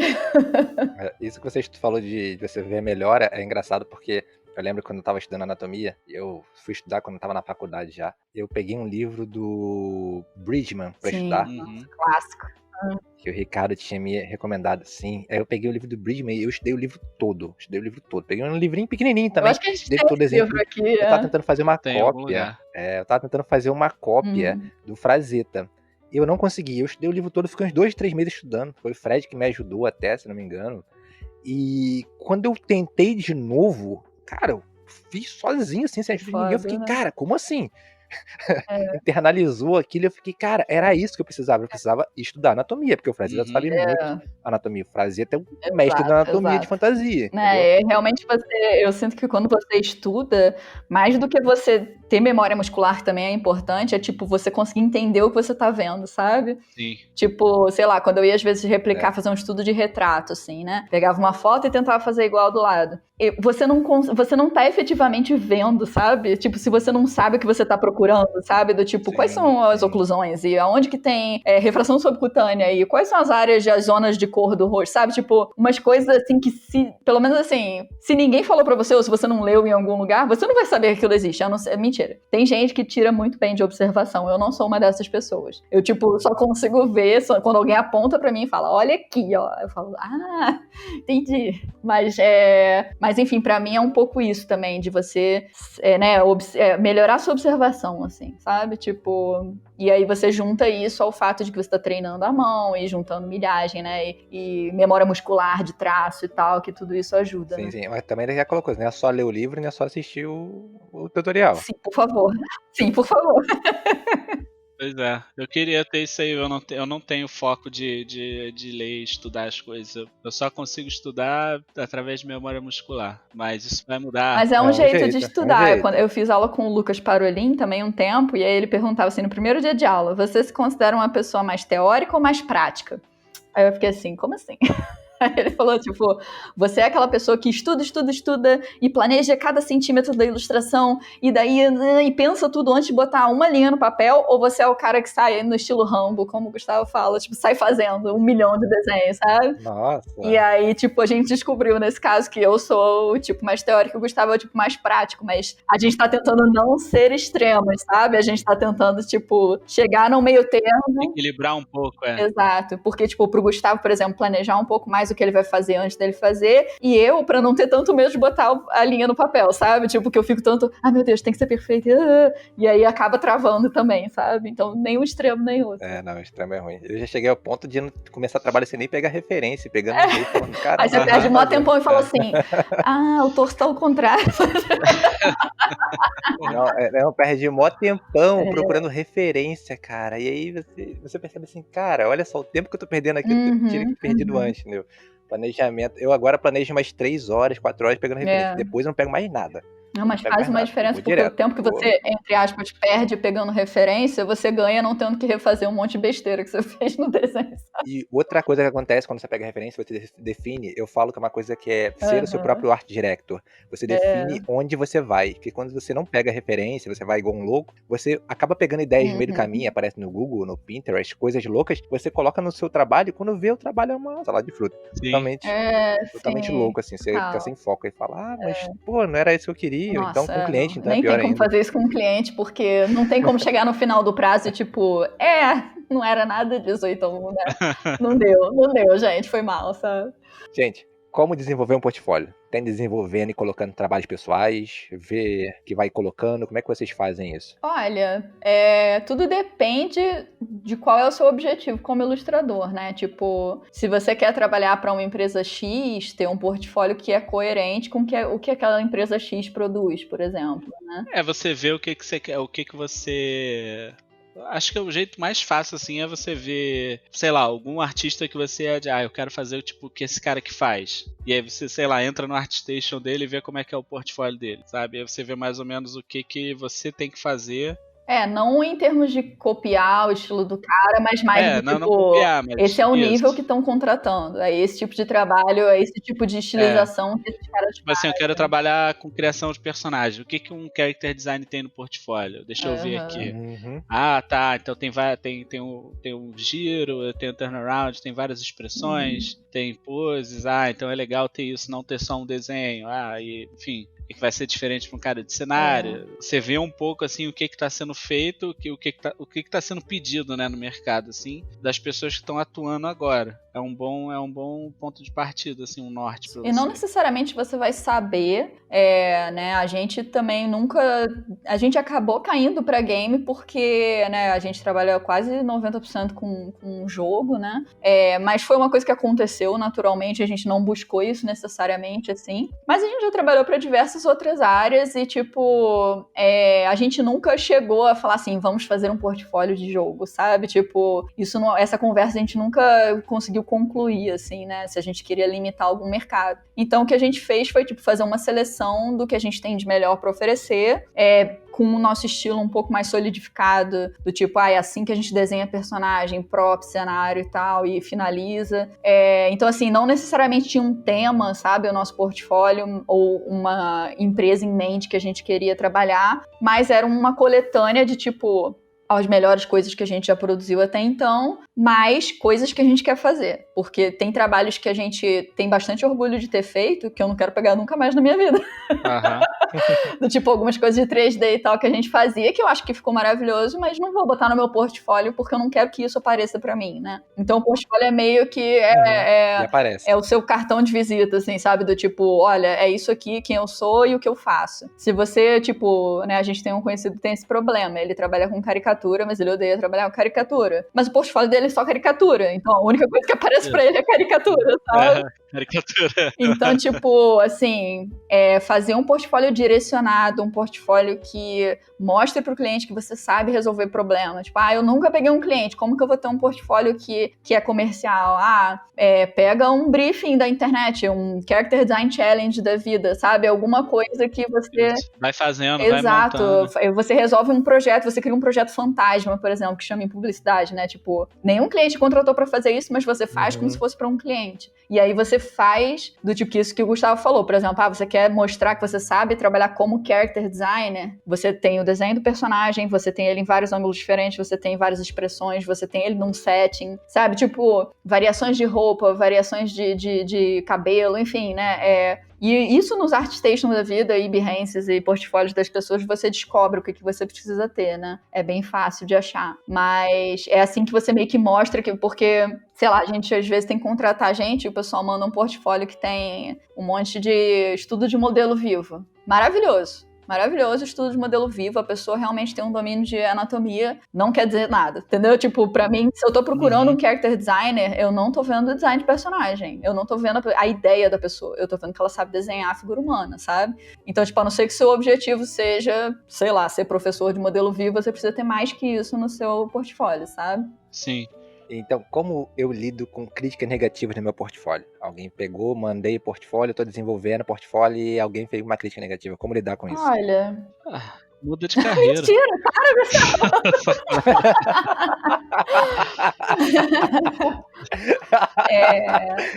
Não. Muda de carreira, cara. Muda de carreira. Então, gente. É porque crítica negativa. O que é crítica negativa, né? Tipo, é você chegar para um profissional que você admira e o cara falar, olha, seu portfólio ainda tá fraco, você precisa estudar mais anatomia. Ou é você postar um desenho na internet e vir hater falar, tá uma merda, sabe? Tipo assim, o que é a crítica negativa, né? Ela, tipo... É difícil, assim, né? Tipo, primeiro que hater todo mundo vai ter problema em lidar. Tem sempre gente que vai achar uma merda, você não vai agradar todo mundo mesmo. Então, abraça isso e, tipo, se importa em agradar quem é o seu público. Tem sabe? que aprender a viver com a crítica que ela sempre vai estar aí. E aí, tipo assim, né, tem isso, e aí tem as críticas que são, tipo, profissionais. Tipo, você vai num evento tipo Utopia, eu vou fazer portfólio review com um cara lá que trabalha no mercado fodão. Aí, beleza, o cara, de repente, vai te dar uma crítica que você não vai ficar feliz de ouvido. Tipo, você não tá pronto, ou então, pô, você precisa urgentemente aprender a trabalhar com cor, né? Tipo, tipo assim, não necessariamente... Aconteceu comigo, que a gente foi pedir o portfólio review pra um cara lá e ele olhou, ó, muito legal, você tem que aprender a desenhar a mão. Assim, na lata, assim, eu falei, tá bom. Falei, não, mas é isso aí. Eu pago pra ir no Utopia ou no Raid, eu só quero ouvir elogios, tá? Eu tô avisado, todo mundo que vai fazer portfólio review só quero ouvir elogios. Então, tipo assim, é claro que tem jeitos e jeitos de falar, tem gente que dá lembra que o Renan uma vez na CTN fez portfólio review com um francês lá? Você lembra disso? Lembro. E aí o cara esculhambou o Renan Porto, ele é muito foda, tá? Diga-se de passagem. Mas aí ele foi lá e aí, tipo, não sei, o cara era grosso mesmo, eu não lembro quem era e de que estúdio ele era e tal, mas o cara, tipo, foi bem assim... Foi grosso, não é que ele foi escroto, sabe? Ele foi tipo, isso aqui tá bom, isso aqui tá ruim, isso aqui não, isso aqui pode tirar do seu portfólio, isso aqui tá muito fraco, você tem que melhorar seu design. Mas, tipo assim, meio que não tinha uma, tipo, como é que fala? Uma colchoada, assim, na crítica, sabe? Era, tipo, na lata, assim, né? Ele ficou até meio atordoado na época e tal, mas não quer dizer que sejam críticas... É o fim do mundo, infundadas, sabe? Às vezes são coisas que você precisa ouvir, mas as pessoas podem ser duras na hora de falar e isso vai criar um desânimo e tal. Então tem que saber filtrar um pouco também, né? Eu acho que a gente foi bem treinado, assim, pelo Ricardo, né? Com o Tough Love, que ele olhava muito e falava, que porra é essa? Falava assim, caralho, que porra é essa, cara? Agora. Que porra é essa? Com 17 anos tu já escutava isso, então a vida te treinou, porra entendeu? De dedo tipo, resto que vier... Tem os pés esquerdos. Assim, olha pra tua mão é assim? Sabe por que tua mão no desenho tá assim então, porra? Refaz essa merda aí. Você imagina hoje, tem que estar escutando o Radcast, ó, você imagina, você faz o melhor desenho da sua vida pela primeira vez, chega o Ricardo e apaga. Bons tempos. Isso te prepara pra qualquer crítica na vida, entendeu? Tipo, ali eu tive desapego, qualquer coisa na vida eu perdi. Mas isso é ótimo, isso é te falar que desapego é uma parada excelente de se ter como artista, porque aí você também não se prende, né? Tipo, mas... Ali eu já não ligar mais pra porra nenhuma. Tipo, gostou, não gostou, problema meu, problema teu. Exato. Então, assim, é difícil, tá? É como eu tô falando, assim, tem horas que você vai ouvir críticas muito duras. Isso vai te dar um baque, assim, que às vezes você não tá no momento bom pra ouvir aquilo também, sabe? Então, assim, tem que tudo com uma dose de bom senso, assim, sabe? Vai ter profissionais fodões que vão falar coisas pra você que você pode não concordar, e parece maluquice, mas ninguém sabe melhor do seu trabalho que você, né? Então, assim, mas ao mesmo tempo também tem gente que tem mais experiência, você de repente pode, não que você vá seguir o conselho de todo mundo que você ouvir, mas não custa nada você dar uma chance, sabe? Tipo, de repente esse cara tem razão no que ele tá falando, sabe? Sim. Dá pra aprender muito com crítica. Na verdade, eu acho que crítica e feedback é uma das formas melhores de você evoluir, porque a gente nem sempre, na verdade, é quase impossível a gente ver os nossos vícios, assim, né? A não ser que alguém, tipo, cara, você sempre erra o ombro, sabe? Você sempre erra o lugar da clavícula, sabe? Tipo assim, né? Você acha que você tá fazendo certo, por isso você faz assim, mas Então, toda crítica é válida, exceto quando é, obviamente, alguma coisa que, né, tipo, já cansou de postar. Quando a gente posta desenho que viraliza na internet, começa, assim, imediato, sabe? Tipo, qualquer coisinha que tem um pouquinho mais de atenção online, vão vir os caras e falar, pô, que merda, aqui, não sei o quê. Que na internet é foda.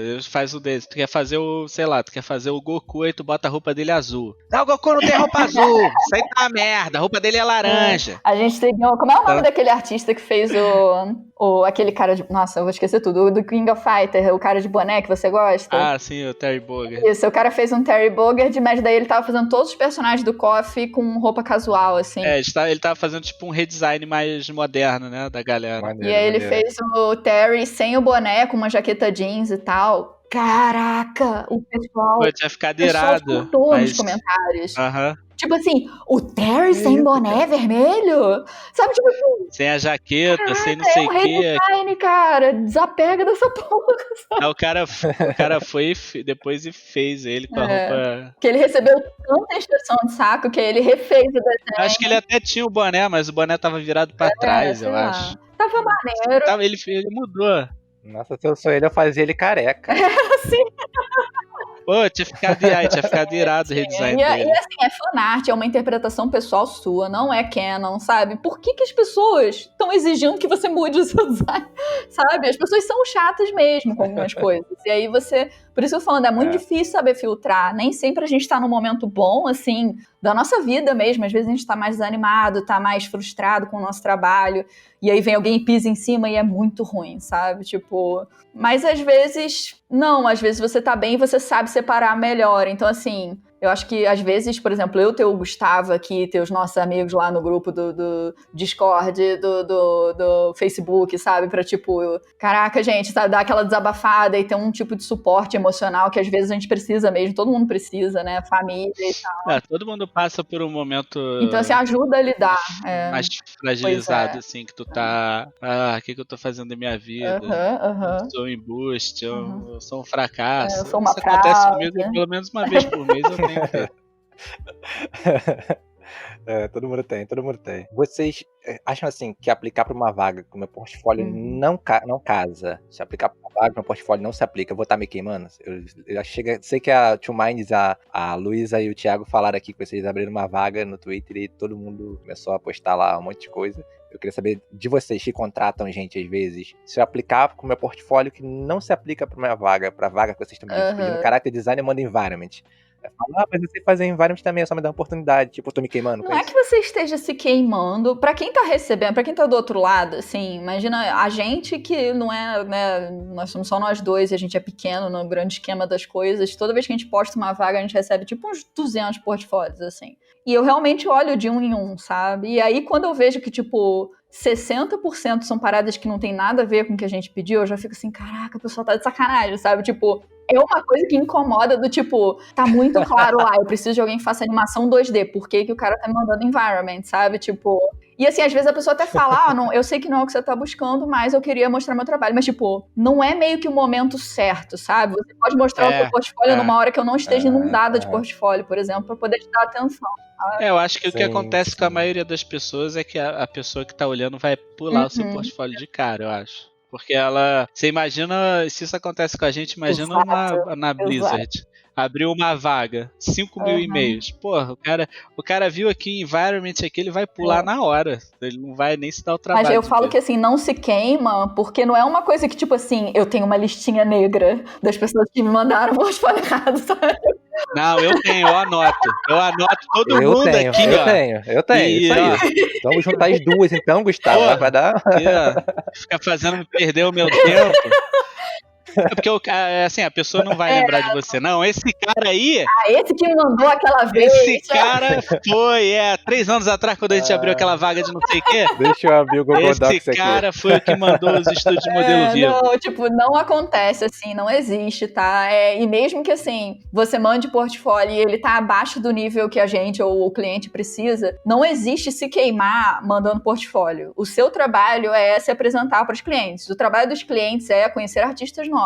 Isso faz parte do mercado, sabe? Então você não precisa ter vergonha de mandar, mas tenta sempre mandar dentro do que você acha que tem a ver, né? Tipo, não manda um portfólio de lettering para character design, por exemplo. E tipo assim, se você mandou uma vez e não deu certo, não deixa de mandar de novo. Não é porque você não teve aquela oportunidade que você não se encaixa em outros trabalhos. A gente recebe portfólios muito bons, que eu gostaria de contratar 20 pessoas, mas eu só posso contratar 3, sabe? Então, tipo... E como, né, a vida passa e os e-mails vão lá subindo, não sei o quê, daqui a 6 meses, quando eu precisar de novo, eu vou perguntar no Twitter de novo, porque eu não vou lembrar de todo mundo que era bom e me mandou, sabe? E aí, tipo, de repente, daqui a 6 meses, a pessoa que eu olhei o trabalho e, de repente, não tava no nível que eu precisava, já estudou, já renovou o portfólio e já tem coisa nova pra mostrar. Então, aí eu já consigo contratar essa pessoa. Já aconteceu várias vezes, tá? Então, tipo, não precisa ter medo ou vergonha de mandar portfólio. Só seja educado, por favor, não seja estúpido.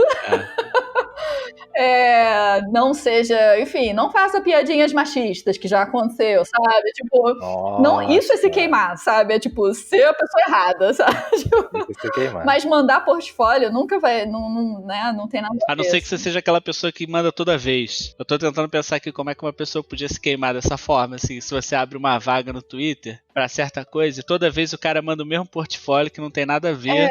Continua não queimando, mas eu provavelmente... Não, mas aí eu vou lembrar, mas aí tu vai lembrar dele. Sim. Porque foram tantas vezes que falar, não, esse cara de novo não. Nem abre o e-mail, né, Gustavo? Nem abre o e-mail, né? Nem abre. Não, o lance, isso pega mal em alguns sentidos, assim, do tipo, você tentar entrar em contato com o diretor de arte todo mês, ou de 2 em 2 meses, mostrando os mesmos trabalhos, sabe? Tipo... Tá, por que não me respondeu? Sabe? Tipo assim, não, se você vai fazer um follow-up, se você vai tentar de novo uma vaga... Por mais que, de repente, o problema tenha sido o timing. Já aconteceu da gente mandar portfólio para um cliente e o cara, adoramos o trabalho de vocês, acabamos de contratar um artista, a gente não precisa agora, mas, vamos manter contato. Tipo, se daqui a 6 meses eu mandar o meu portfólio pro cara, tipo assim, ele vai continuar tendo gostado, sabe? Só que se você teve uma resposta ruim e você continua insistindo naquele portfólio, aí é ruim, né? Aí você tá mostrando que em X tempo, sei lá, 2 anos você não mudou o seu portfólio, isso é muito ruim, sabe? Tipo, isso pode pegar mal e principalmente se você aparece tão frequentemente a ponto do cara lembrar que você só manda aqueles trabalhos, sabe? Mas isso é um caso extremo, assim, isso não é normal de acontecer, né? Tipo, eu acho que é mais isso, assim, tipo, falta de educação, sabe? Tipo, piadinha fora de hora. Textão no e-mail. Textão no e-mail eu não leio. Eu abro o link da pessoa e aí, se eu gostar, eu respondo e tal, mas, tipo, se for textão e eu tô nessa correria de escolher portfólio, eu não vou ler. Eu, assim, hoje em dia eu faço um texto mais ou menos quando eu mando e-mail, mas o que eu faço? O meu texto mais ou menos fica depois do meu link de portfólio. Então tá, tipo assim, 2 passos, 2, 3 passos. Exato. Se o cara gostar, ele vai voltar e ler a minha experiência. Aí lê uma experiência, opa, esse cara é confiável. Eu tenho o link de recomendação dos outros no meu site. Aí o cara fala, cara, tem recomendação. Beleza, agora vamos responder esse cara porque eu gostei. E aí o cara responde. Tipo, se o cara não gostou, ele clicou no portfólio, não gostou, ele, tipo, nem finge que nem viu. Eu também finge que não mandei, acabou, vambora.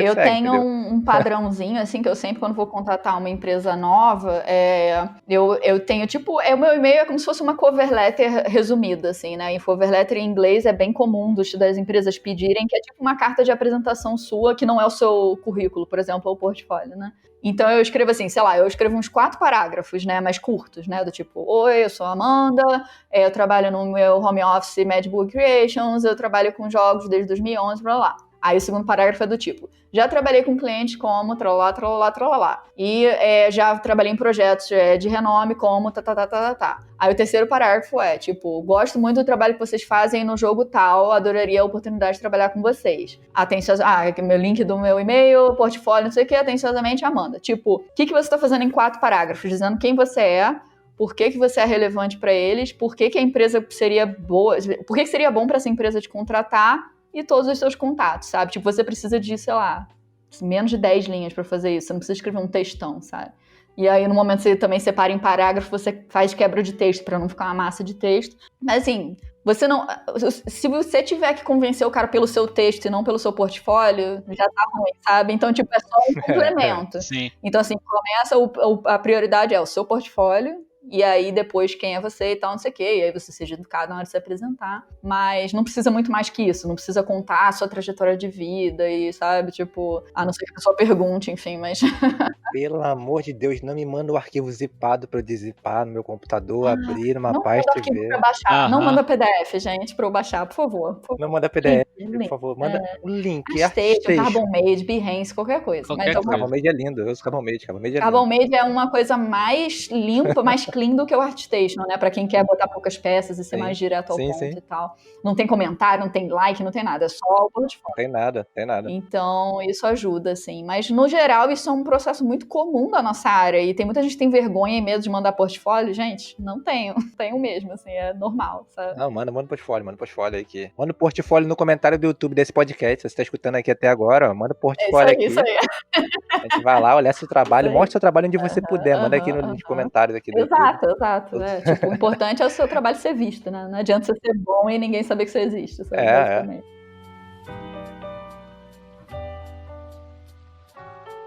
Trabalhar de graça é necessário para entrar no mercado? Eu tenho uma resposta meio polêmica pra isso, tá? Mas... Vai lá, mano, vai lá. Bora, então fala. É que a gente já falou sobre isso. Eu já falei sobre... A gente já falou sobre isso em algumas outras ocasiões, mas eu sempre respondo a mesma coisa. É que, tipo, assim, trabalhar de graça é legal? Não. Às vezes é necessário? Sim, sabe? Tipo, às vezes você tá montando portfólio e você faz, tipo assim, sei lá, meu primeiro portfólio de todos os tempos da minha vida era um portfólio de panfletinho que eu fiz pro curso de teatro do meu irmão no Photoshop, sabe? Tipo, trabalhei de graça, sabe? Tipo, pra fazer lá, pra ajudar o curso dele e tal, pra divulgar as peças que eles faziam.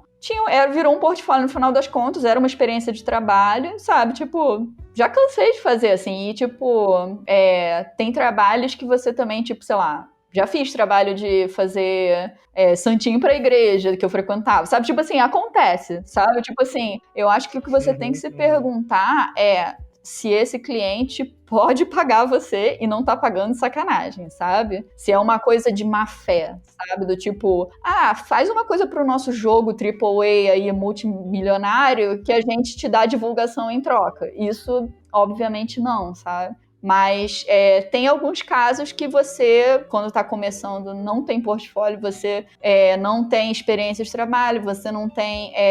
Você fala assim, tem que valorizar o seu trabalho, mas você vai valorizar o quê se você não tiver trabalho, entendeu? Então, tipo, é um pouco assim, uma forma de você começar, sabe? Não é uma forma de você se manter no mercado, porque ninguém consegue viver de graça, mas quando você está começando, um jeito. Eu concordo, assim, com isso. Eu acho que você tem que, isso vai depender em que momento você tá, né, na sua vida, na sua carreira. Se você pode se dar o luxo de fazer alguma coisa de graça. Por exemplo, assim, você mora com os pais, né, com seus pais, você tá estudando, e aí você não é ninguém, você não tem portfólio, você tá montando um portfólio, assim, você nunca fez nada. Daí, de repente, chega a Coca-Cola e te pede pra fazer um negócio de graça. Aí, eu acho que... a Coca-Cola eu não faria de graça, provavelmente. Mas... Não, sim, mas sei lá, a Coca-Cola vai te dar R$1.000 pra você fazer um negócio, sabe? Aí você faz. Eu faria, assim, agora eu não faria isso hoje. Se a Coca-Cola chegasse hoje pra mim, não, faz um negócio de graça aí que eu te dou divulgação. Eu falo, não, você me paga, nem que seja em Coca-Cola pro resto da vida. Então, isso que eu ia falar, Coca-Cola, se você quiser fazer comigo... Porque eu gasto muito dinheiro com Coca-Cola, então de repente podia rolar uma parceria. Vitalício Coca-Cola. O vício aqui é forte, entendeu? Mas de graça não rola, assim. E também tem o lance de que nem todo retorno é financeiro, sabe? Alguns trabalhos que você pega como se fosse sabe aquele selo que vem de ouro num livro, assim, que ele foi aprovado por não sei o que, sabe? Tipo, pro clube do livro do não sei o que, sabe? Do tipo assim, alguns trabalhos, você ter no portfólio, é meio que isso, assim, tipo, é uma comprovação de que, né, sei lá, por exemplo, você tem um portfólio que é todo de fanart e trabalho pessoal e trabalho para coisas locais e tal. Pode ser o portfólio mais maravilhoso do mundo, né? Ser fanart e ser cliente local não tem problema nenhum. Mas daí você taca lá um jobzinho que você fez pra Disney, sabe? Tipo, os clientes grandes e outros clientes médios que de repente estão olhando e falam assim, pô, esse cara aqui... Pô, se a Disney já contratou, sabe? Tipo, acaba virando um selo de garantia seu, assim, sabe? O que é uma merda, tá? Tipo, eu não acho justo, mas acontece, a gente já viu acontecer, sabe? A diferença que as pessoas tiveram de reação ao nosso portfólio quando viram que a gente já trabalha pra Blizzard e pra Disney Publishing, sabe? Tipo, e pra, sei lá, Marvel, tipo... É diferente de, tipo, só, sabe? Eu não sei, né? Eu não tô dizendo que isso é o melhor e é a coisa, o jeito mais justo que acontece, mas é uma coisa. Então, assim, a gente já pegou alguns trabalhos abaixo do nosso preço, por exemplo, porque a gente achou que eles iam trazer um retorno bom e acabaram trazendo. Clientes que pagaram mais, inclusive, apesar de serem menores. Então, é muito difícil, tá? Essa conversa de preço é bem longa, assim, mas... basicamente, né, a pergunta era se precisa fazer trabalho de graça quando você está começando. Não precisa. Se aparecer uma oportunidade legal, se você, tipo, sabe? É meio que você vê pessoalmente se vale a pena pra você. Pô, eu vou fazer um trabalho de graça, mas eu vou ter liberdade criativa pra caramba, eu vou trabalhar pra um projeto que eu acredito muito, né, pessoalmente, ou então, tipo, sei lá, sabe? Tipo, vou entrar em contato com um diretor de arte que eu acho foda, sabe? Tipo, às vezes vale a pena. Às vezes não. Às vezes você ganharia muito mais trabalhando de graça pra você mesmo, sabe? Estudando e fazendo seu portfólio. Eu vou citar um exemplo aqui. Meu primeiro trabalho foi de graça. E foi para um amigo que estava desenvolvendo um jogo. Cara, eu desenhava, mas eu não tinha portfólio. Era assim, desenhava por desenhar, tipo, com aquele trauma que aí guardava pro resto da vida que o Ricardo tinha rasgado no desenho. Então... Aí, achando que não quer ser nada, então ele criava um jogo e tinha que fazer toda a arte do jogo. Eu era a única pessoa que aceitou fazer de graça. E, cara, meu portfólio foi tudo que eu fiz pro jogo.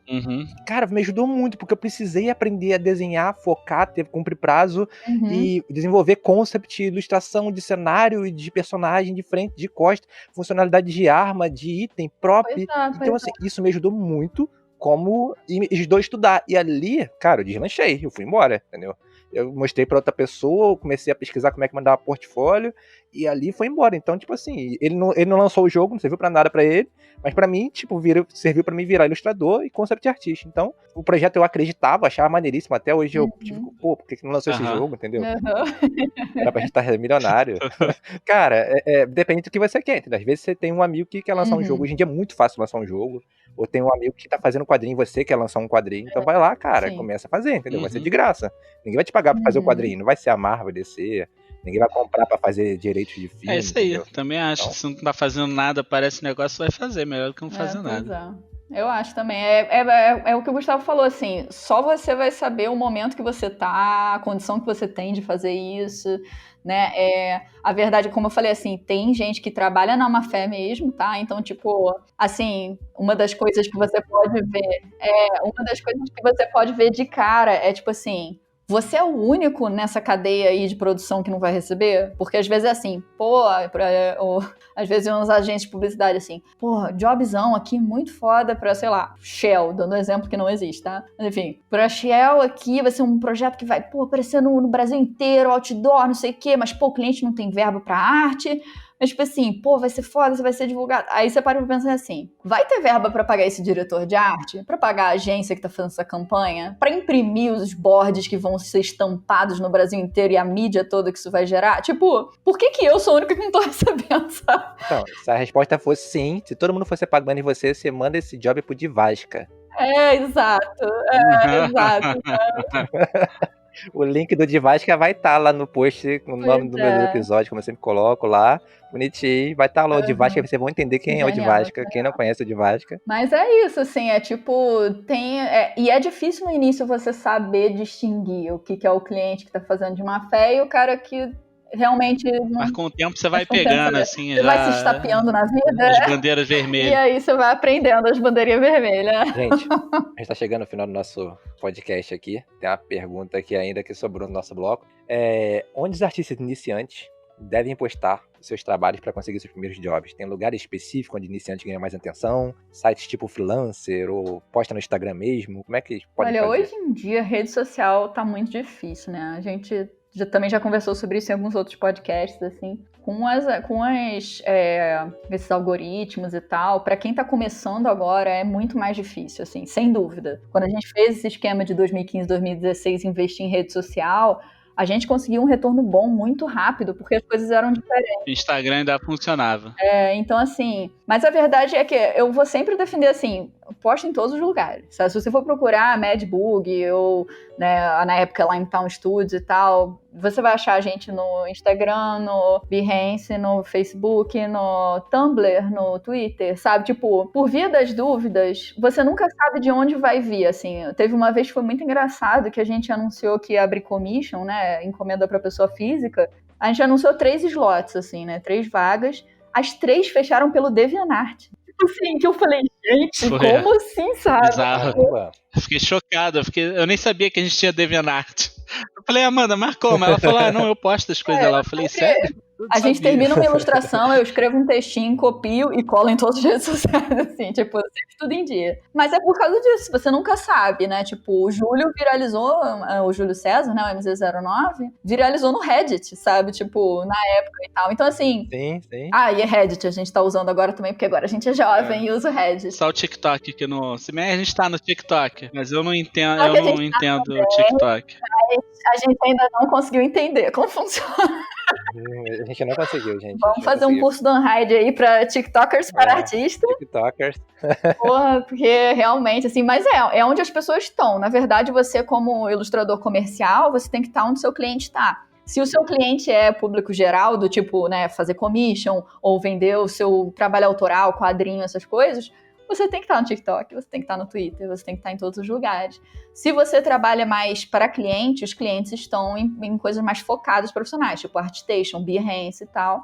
E existem esses job boards de leilão reverso, tipo Fiverr, freelancer.com, mas também é uma corrida pro em inglês chama race to the bottom, né? Tipo, é corrida para baixo, porque quem oferece menos pro cara pagar para fazer o trabalho. Então eu não recomendo muito, a não ser que você esteja muito necessitado e é a única coisa que você tem, né? Mas é isso, assim, não tem muito como garantir hoje em dia que você vai alcançar um following rápido ou muito grande, sabe, pelas vias que funcionaram, por exemplo, para mim, pro Gustavo, ou pro Júlio na época, ou pro Rainer, enfim. Mas uma coisa que até o Rainer mesmo falou pra gente uma vez é você ficar bom o suficiente para não ser ignorado, sabe? Então, assim, um trabalho bom vai ter espaço sempre. Então, foca em melhorar profissionalmente. Não se preocupa tanto com seus números nas redes sociais, porque você pode chegar até o cliente, você pode mandar o seu portfólio, enfim. E em rede social, o que funciona é o que sempre funcionou, só que hoje em dia é muito lento o crescimento, mas postar com frequência, postar sua evolução, interagir com as pessoas, né? Mas assim, hoje em dia eu tenho usado muito o Twitter, porque mal ou bem é onde eu converso mais com outros artistas até, né? E o Instagram nosso tá sempre em dia, porque é onde a gente tem um following maior, mas, por exemplo, não chega trabalho pelo Instagram pra gente. Chega pelo ArtStation, chega pelo Behance, chega pelo Twitter até. Mas o Instagram a gente acaba mantendo, porque mal ou bem, grande parte do nosso público geral tá lá. Quando a gente for lançar algum produto ou aparecer em algum evento, a gente, né, alcança o pessoal por lá. Mas é isso, assim, tipo, esteja por aí. Esteja presente. Esteja presente. Não, eu acho que tem que ter portfólio, sim, galeria online, acho que tem que ter todas, entendeu? Galeria online tem que ter todas. E aí, rede social tem quem quer. Às vezes tem gente que não gosta de ter Facebook. Cara, não cria o Facebook, entendeu? Exato. É uma coisa que você tem que encarar como um trabalho. É uma parte do trabalho, É uma parte do trabalho. E aí, depois que você chegar num certo ponto, tipo o Arnold Tsen, sei lá, do Overwatch, eu sempre falo dele. Porque ele chegou num ponto que ele falou, foda-se, deletou tudo. Não, mas ele pode fazer isso. A gente não pode ainda, então faz parte do trabalho. Se um dia você chegar numa posição dessa de privilégio que tu pode, né, cansei, já tô aqui estabelecido, tô de boa, não tenho paciência pra isso, aí tu, né, dá tchau pra tudo, mas faz parte, não é... Se você não fizer, ninguém vai fazer por você. E é uma forma, assim, a gente fala que é parte do trabalho, porque marketing pessoal é parte do trabalho, assim, é tipo... Você vender a sua imagem, que é o que a gente tava falando, né? Não adianta você ser um artista maravilhoso e nunca ninguém viu o seu trabalho. Tipo, as pessoas têm que ver e quem vai divulgar o seu trabalho é você mesmo. Então, né, não precisa ter vergonha de ficar postando, mostrando para as pessoas. Tem orgulho do que você fez, sabe? Do caminho que você trilhou. Posta mesmo e tal, né? Tipo, de vez em quando até a gente tem uns picos de produtividade, a gente sai postando um desenho atrás do outro, eu já fico assim, caraca, a gente tá postando muito, mas aí depois eu penso, cara, a gente tá postando muito, que a gente tá fazendo um monte de coisa e é isso aí, sabe? Tipo, não dá pra ter vergonha, sabe? Tipo, e ao mesmo tempo também a gente às vezes se dá uma folga. No primeiro semestre a gente quase não postou nada novo, porque a gente tava super ocupado. Então, sei lá, a rede social é um pouco isso, assim, tipo, você tem que encarar que é uma parte do que você tá fazendo. Às vezes você vai precisar investir mais quando você tá mais precisando de trabalho, né? Tá precisando renovar portfólio, postar coisa nova.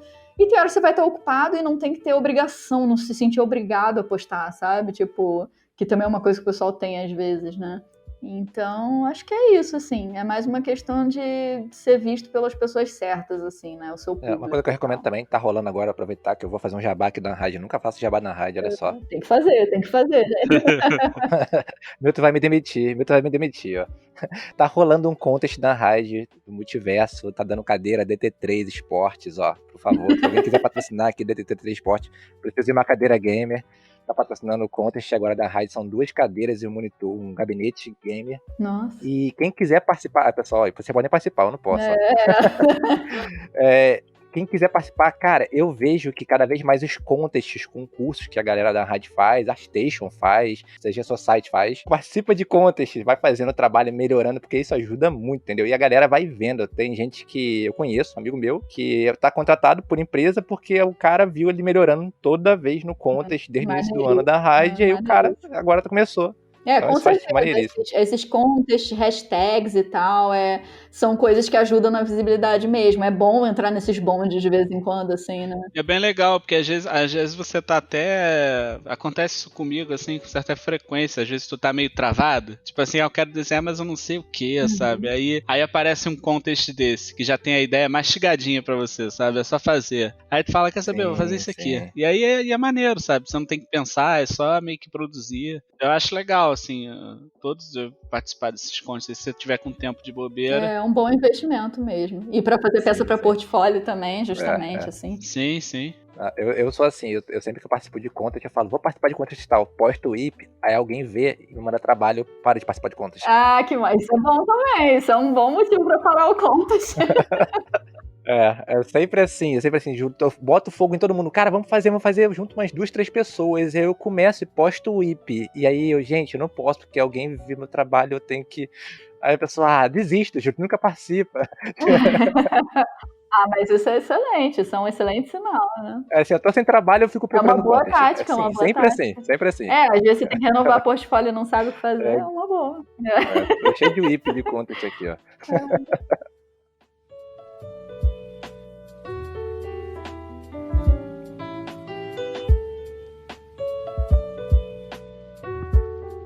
Galera, chegando no final aqui, a gente tem um bloco aqui chamado Uma Rádio Indica. Você pode indicar pra gente um filme, uma série, um quadrinho, um livro, qualquer coisa, não precisa ter relação com arte, cada um indica um. Deixa eu ver. Eu tô jogando Paper Mario, gente. É muito fofo e muito bonitinho e muito divertido. Então joguem Paper Mario. Tá, já que a Amanda indicou um jogo, eu vou indicar um jogo também. Eu acabei de terminar o Ghost of Tsushima. Porra, é bom demais. É um jogo cheio de ação, cheio de emoções. Você vai rir, você vai chorar, você vai cortar a cabeça de pessoas, você vai fazer amizade com o cavalo.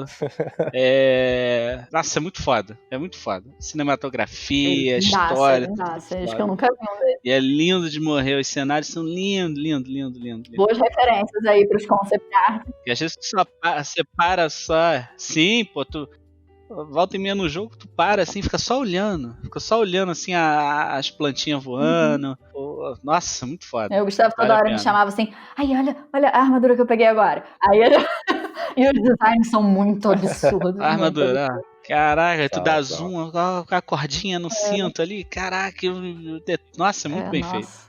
É demais. Eu fiquei assim de cara, porque eu fiquei de cara que o jogo não foi feito por japoneses. Caramba! Eu fiquei assim, sério? Cara, os malucos realmente... Teve bastante pesquisa, mas às vezes tinha gente na produção também. Não, com certeza tinha, mas tipo... A empresa não é japonesa. Não, a empresa Sucker Punch é o que? Americana? Americana. Os caras, tipo, eles foram em Tsushima, eles fizeram, né... Pesquisador disso tudo. Porra, tipo, foda. Tipo assim... Jogo do ano. Eu acho que merece jogo do ano aí. Gente, chegamos à nossa pergunta final. Qual o sentido da vida, do universo e tudo mais? Com Amanda e Gustavo. Nossa, mas é a pergunta mais fácil assim no final? Essa vida não tem sentido nenhum. Ai, não fala isso. É só um bando de acontecimento aleatório que acontece em volta da gente. Acho que a vida é isso aí, né? Quase que eu ia falar a vida é isso aí, eu ia falar igual aquele bloco do Porta do Show. Você acha que a vida é um arco-íris? Você acha que a vida é